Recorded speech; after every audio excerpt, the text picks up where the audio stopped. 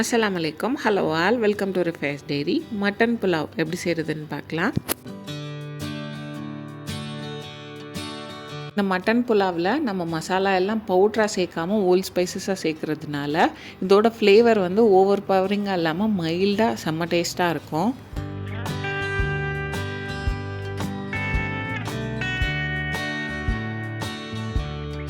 உங்களுக்கு கொஞ்சம் டிஃப்ரெண்ட்டாக மசாலா எதுவும் அதிகமாக இல்லாமல் ஏதாவது செஞ்சு சாப்பிட்ணுன்னு தோணுச்சுன்னா நீங்கள் இதை ட்ரை பண்ணி பார்க்கலாம்.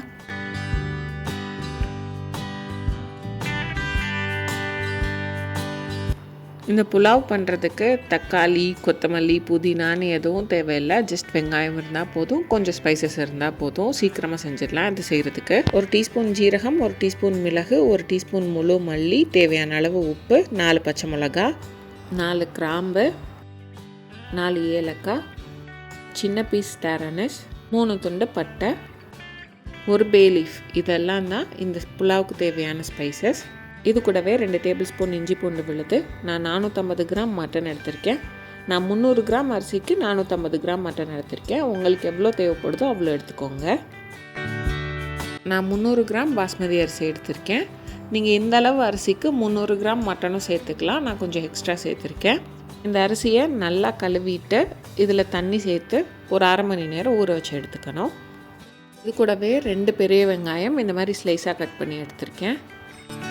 ஒரு குக்கர் அடுப்பில் வச்சுட்டு அது நல்லா சூடானதுக்கப்புறம் இது கூட 2லேருந்து 3 டேபிள் ஸ்பூன் எண்ணெய் சேர்த்துக்கணும். நான் 2 டேபிள் ஸ்பூன் எண்ணெய் சேர்த்துருக்கேன். இது கூட நம்ம எடுத்துருக்க ஸ்பைசஸ் எல்லாம் சேர்த்துக்கலாம். பே லீஃப், பட்டை, ஸ்டார் அனஸ், இது கூடயே கிராம்பு, ஏலக்காய், அதுக்கப்புறமா பெப்பர், ஜீரகம்,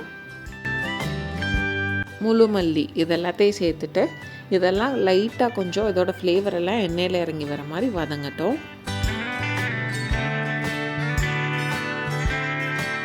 இப்போ இது கூடவே 4 பச்சை மிளகாவையும் சேர்த்து இதையும் லைட்டாக வதக்கி விட்டுக்கோங்க.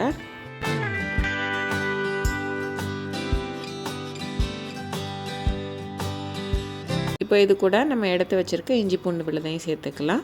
நான் வெங்காயம் சேர்க்குறதுக்கு முன்னாடியே இந்த புலாவில் இஞ்சி பூண்டு விழுது சேர்த்துட்டேன். இப்படி சேர்க்கும்போது நமக்கு கொஞ்சம் ஃப்ளேவர் டிஃபர் ஆகி கிடைக்கும்.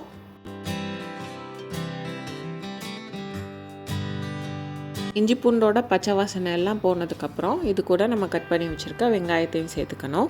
வெங்காயம் ரொம்ப கலர் மாதிரி வதங்கி வரணும்னு அவசியம் இல்லை. லைட்டாக டிரான்ஸ்பரண்ட் ஆகி வந்தாலே போதும்.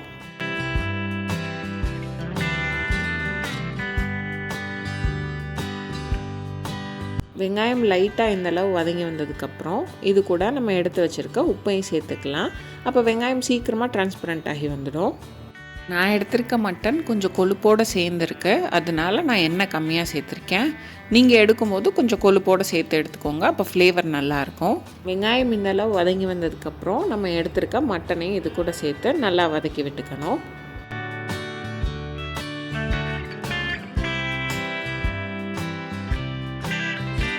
நம்ம மசாலா எதுவும் சேர்க்கலையே, இதோட டேஸ்ட் எப்படி இருக்கும் அந்த மாதிரிலாம் நீங்கள் யோசிக்க வேணாம். ரொம்ப நல்லாயிருக்கும். நம்ம ஹோல் ஸ்பைசஸாக சேர்த்துருந்தாலும் அதோட ஃப்ளேவர் எல்லாம் இந்த மட்டனுக்குள்ளேயும் ரைஸ்லேயும் இறங்கி ஃப்ளேவர் இன்னும் நல்லாயிருக்கும்.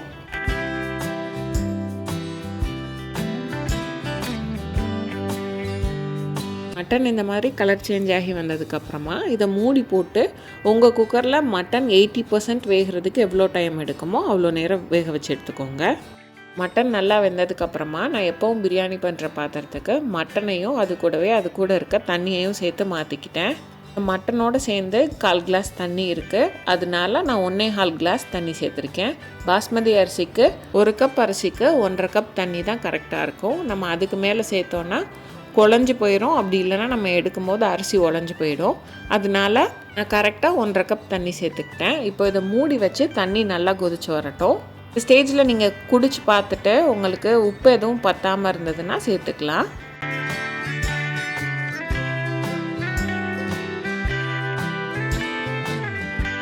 தண்ணி இந்த மாதிரி கொதிச்சு வந்ததுக்கப்புறம் நம்ம கழுவி ஊற வச்சுருக்க அரிசியை இது கூட சேர்த்துக்கலாம்.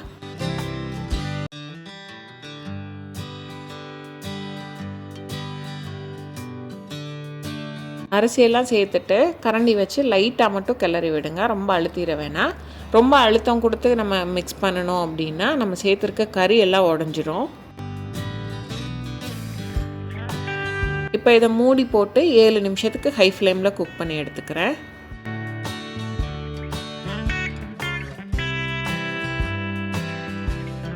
ஏழு நிமிஷத்துக்கு அப்புறம் ஓப்பன் பண்ணி பார்த்தோன்னா இந்த மாதிரி அங்கங்கே ஹோல் வந்து அதுலேருந்து பபுள் வர மாதிரி இருக்கும். இப்போது மேலேருந்து கீழே வர ஃபுல்லாக கிளறி விட்டுக்கணும்.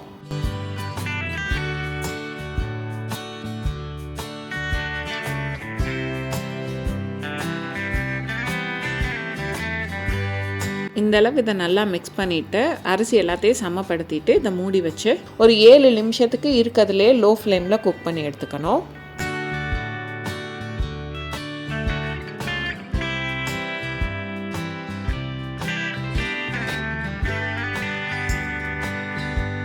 இது 7 நிமிஷம் லோ ஃப்ளேமில் குக் ஆனதுக்கப்புறம் நான் ஒரு 20 நிமிஷம் இதை டிஸ்டர்ப் பண்ணாமல் அதே ஹாட் பிளேட்லேயே வச்சு விட்டுருவேன்.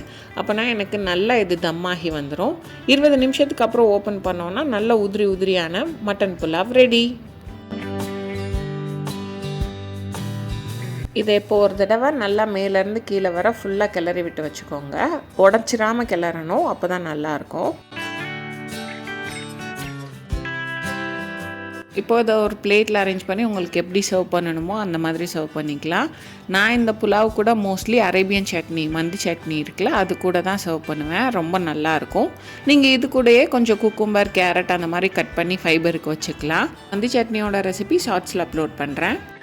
நான் புலாவில் கம்மியான காரம் தான் சேர்த்துருக்கேன். ஏன்னா மந்தி சட்னியில் காரம் ஜாஸ்தி சேர்த்துக்குவேன். அதனால் நீங்கள் கண்டிப்பாக ட்ரை பண்ணி பாருங்கள். ட்ரை பண்ணிவிட்டு எப்படி இருந்ததுன்னு கமெண்ட்ஸில் சொல்லுங்கள். இந்த வீடியோ பிடிச்சிருந்தா ரிஃபைஸ் டெய்ரியை லைக் பண்ணுங்கள், சப்ஸ்கிரைப் பண்ணுங்கள், ஷேர் பண்ணுங்கள்.